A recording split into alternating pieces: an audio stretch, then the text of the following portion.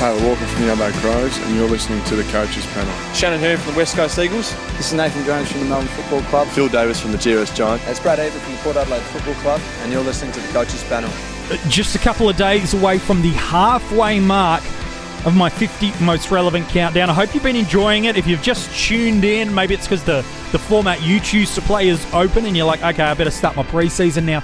The good news is there is podcasts and a ton of them to go back and check out via Spotify and our iTunes. Also, the articles at coachespanel.tv.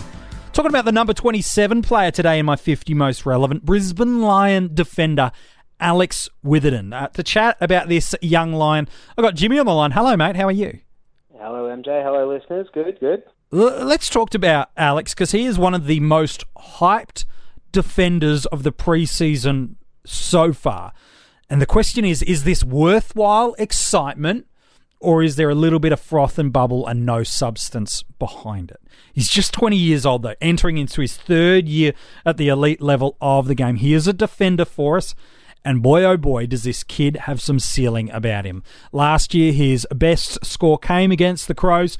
130-plus scores across all of your formats. 138 in Fantasy and Dream Team, and it was 131 in Supercoach.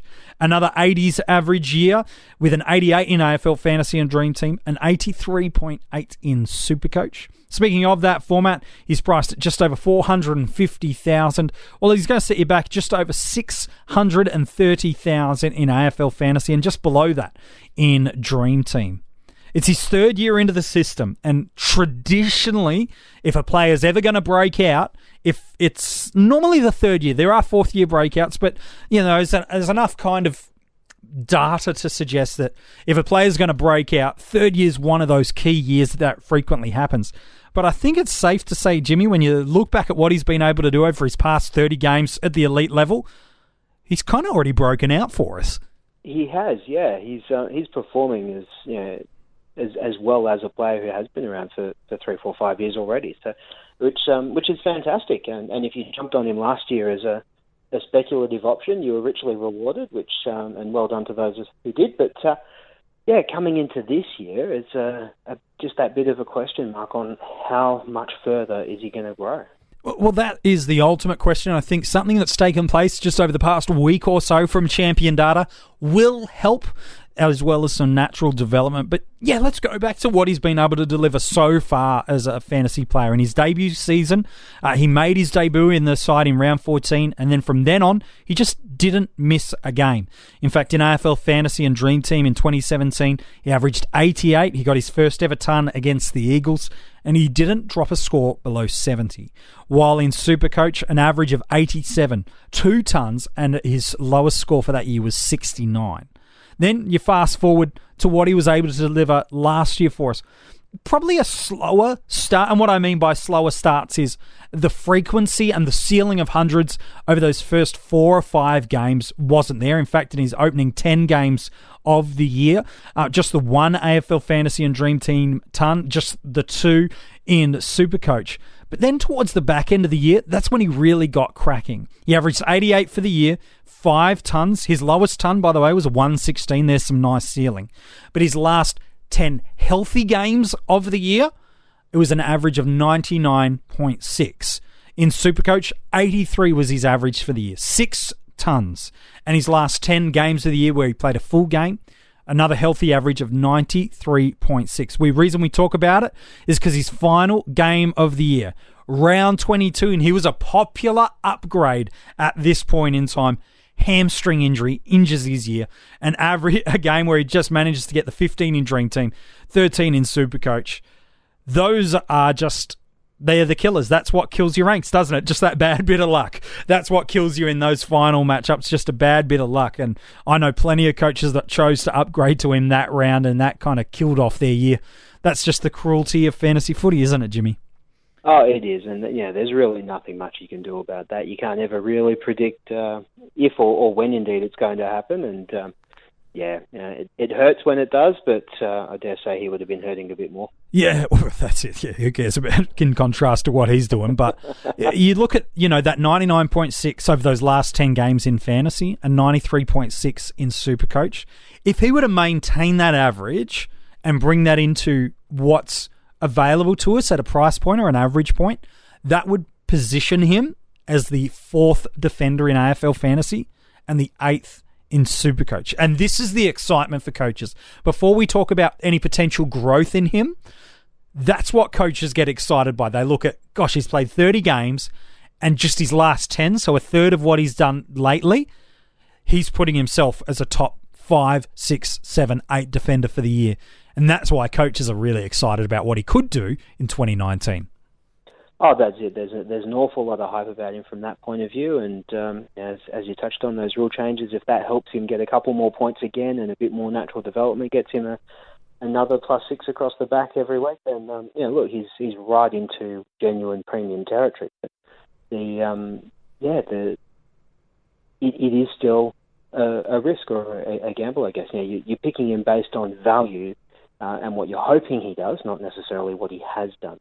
Yeah, that's correct. We talk about this new rule change that's come in. There are multiple rule changes. One of them that's only just been confirmed over the past week is Champion Data have confirmed that with the kick-in rules, any player that disposes of the ball by foot outside of the goal square, that will be awarded a disposal as per normal, which is a positive and a negative for super coaches, by the way. For AFL Fantasy and Dream Teamers, is only upside for you in that.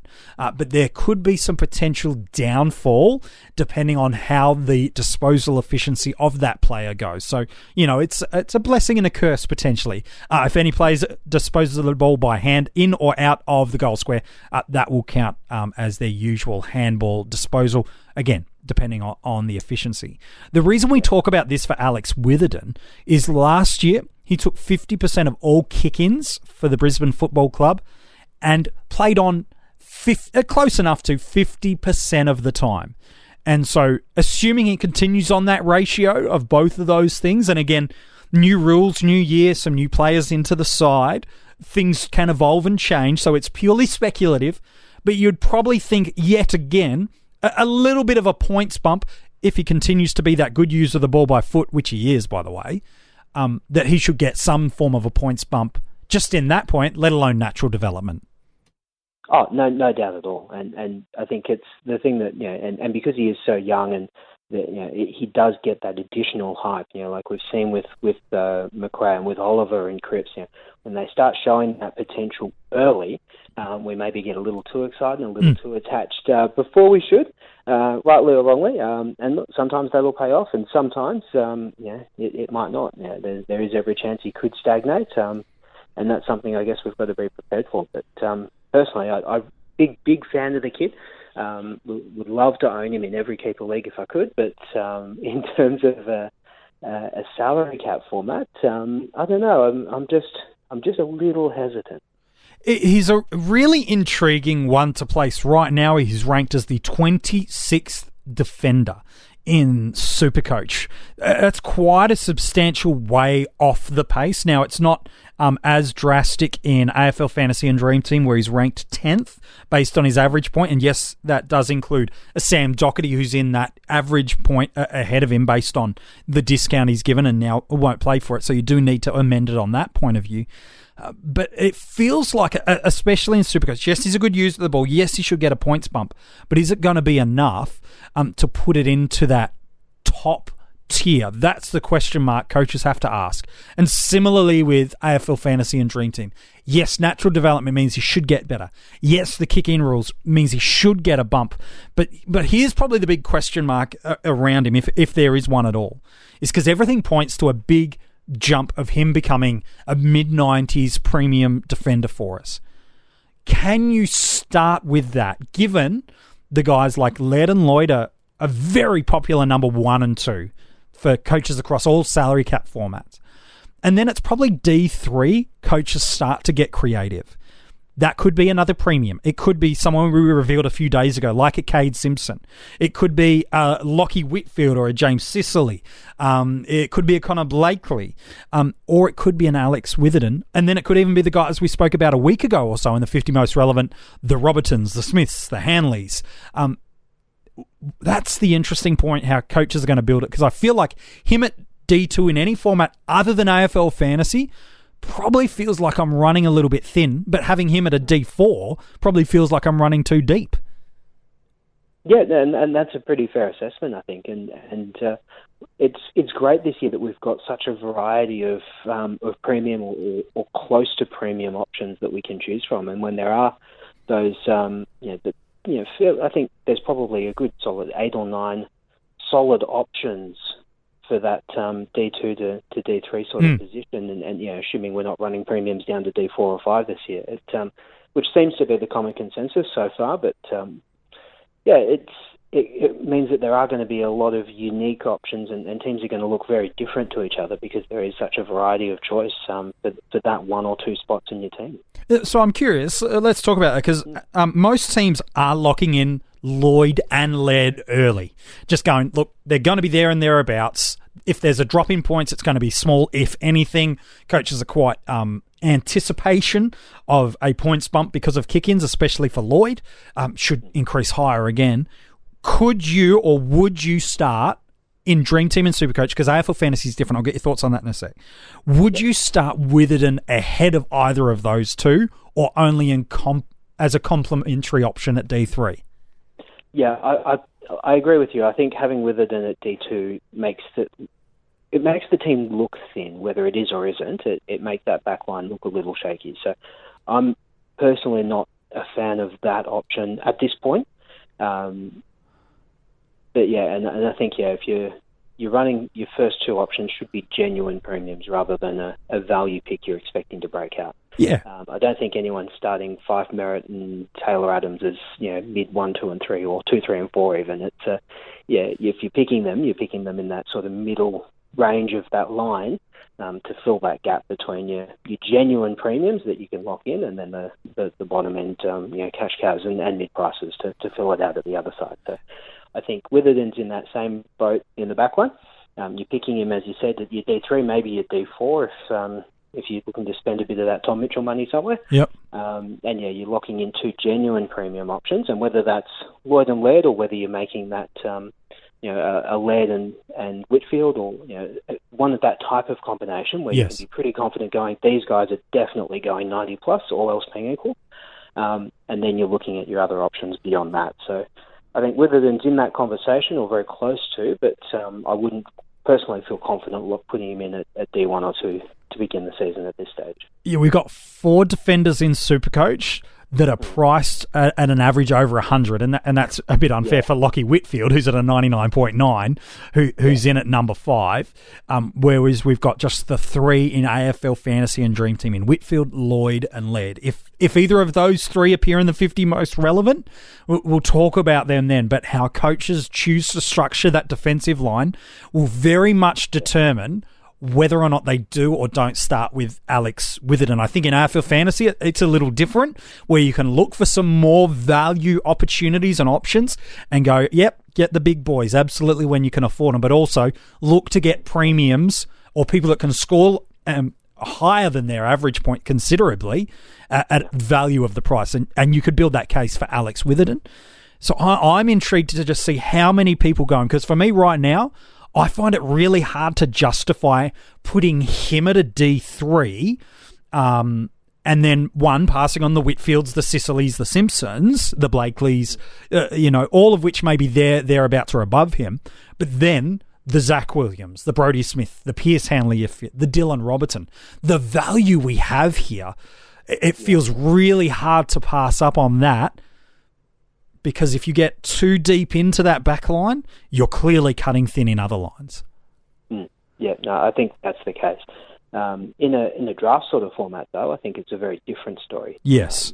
In that, depending on how and when that initial run of premium defenders goes and whether you catch it or not, if you find yourself sitting there and those first 4 or 5 defenders have all gone off the board while you've been picking mids and rucks and forwards, then I don't see an issue necessarily with having Whitfield as your first defender, if that's how you choose to structure your team in a draft. Yeah. Because he's got that potential. He could well be at a 95-point level this year.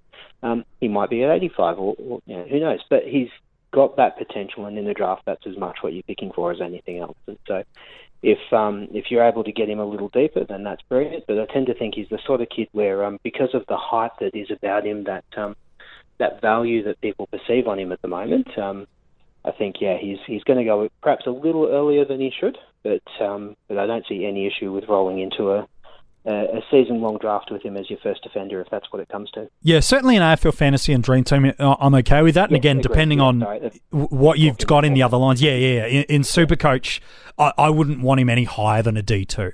D2 is probably where you need to get him because of the preseason hype about him and because of the development and what he was doing late towards the end of the year. You start to go, okay, if you want him, you're going to have to use a D2 selection point. But there is so much value in our backlines this year.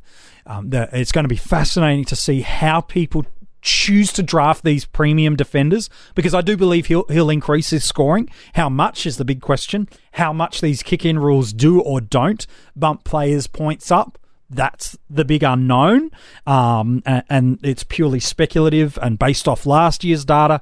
But do some new variables come into the Brisbane Lions backline? I can't see them choosing to move him up the ground with the guys like a Matheson, a Berry, McCluggage. They're wanting to give more midfield responsibility to these guys along with Lachie Neale. I think they're like his elite disposal by foot coming off the back line, rebounding out of defensive 50. So I don't see a midfield move for him, maybe at least just yet. So I'm not too worried about that. But yeah, in a draft, AFL Fantasy Dream Team, if he's my D1, I'm okay with that. D2 is where I'd be happy to select him in Supercoach. Yep, no, I'd agree completely with that. Let's talk Keeper League though, man, because I feel like he's going to have a real premium on him in Keeper Leagues. Back-to-back 80 averages, entering into third year. If you own him, you're not getting rid of him. No, I think it's exactly like we were talking about with Canelio yesterday. His currency is as high as it's ever going to be at this point. There's no need to trade him out if you've got him, unless someone's willing to offer you something completely ridiculous. And if you haven't got him, then you would need to offer something completely ridiculous to get him. An interesting thing for you, though, I just want to pitch at you, MJ. If you owned Witherden, yes, and someone came at you and said, hey, do you want Tom Mitchell for him? It would depend where my team was at. Yep. Yeah, in all honesty, it depends where my team was at, how many keepers I've got to have throughout the year, what my midfield currently looks like, how keen or likely do you believe he'll come back and go that 120 average again, or will he be a slightly diminished player coming back from a broken leg, which we've certainly seen that happen to players that have. They don't normally hit back the elite highs, but Tom's still quite young in comparison, so I wouldn't be opposed to it. Depending on how many defenders I had to keep, what the rest of my keeper looked like, and if my midfield could really do with an injection, and I wasn't in finals contention. If you're running a midfield that had guys like Pendlebury, Mark Murphy in there, Jack Stephen, if you've got these older premiums right now, well, you're probably in that window more than likely. So why are you getting rid of a likely top 10 defender for a guy that's not going to do anything for you? That's those are the variations that start coming in place. What about you, man? Yeah, look, it's a funny one. It was an unfair question to throw at you without notice. That's fine. It was it is. I think all of those variables come into play, and I think that's the thing that we've got to keep in mind with any of this keeper league discussion is that there are so many different variables in each league settings, let alone the team that you might be running with within it and what the other team is running with around you. There's very rarely a black or white answer of would or wouldn't you. And I think on currency point of view, they're probably not far off, and it's really the trade either makes sense on a needs basis or it doesn't. Yeah, if I was the Tom Mitchell owner, in all honesty, I'd want Alex Witherden and something else. Yeah, whether that be another player that's going to fill a line that I feel a little bit lighter on, another high draft pick. I wouldn't be getting rid of Tom Mitchell cheap just because he's missing a year. If you were in a keeper league and held Brad Crouch last year, for example, gosh, then you should be fine to hold Tom Mitchell. Now, if you need to because you want to be competitive, whatever the variations are, then fine, make that decision, make that move. But yeah, I know plenty of coaches that held Brad Crouch through the year. Well, Tom Mitchell is probably the best fantasy player with the exception of Brodie Grundy in the game when he's fit and firing. So I'd want Witherden and some. Oh, absolutely, you would. And then the guy who's holding Witherden's more than likely to go, you know what, I think I'd rather keep the 20-year-old defender who's probably going to average 95. Yep. And it's a bit of a stalemate. But it's all good fun to chat about these things, isn't it? Yeah, certainly is. Hey, man, appreciate your thoughts today on the young gun defender. No worries, mate. Good times. If you want to go and check out the article on Alex Witherden or any of the other players in the 50 most relevant, that is over at coachespanel.tv. While you're there, all the links to pledge and support and become a part of our Patreon, where you can get early and exclusive content. That is all there. And plenty of other articles and league codes. If you want to join the Nobel Coel, which is the Coaches Panel Coach of the Year Award, all of the league codes for all of the formats, you can find there. Join them in the groups, join them in the open league for AFL Fantasy, and throughout the midweek podcast that will be commencing soon, we will explain exactly what the Nobel Coel is if you're new to the Coaches Panel. Real close to the halfway marker, but who's at number 26?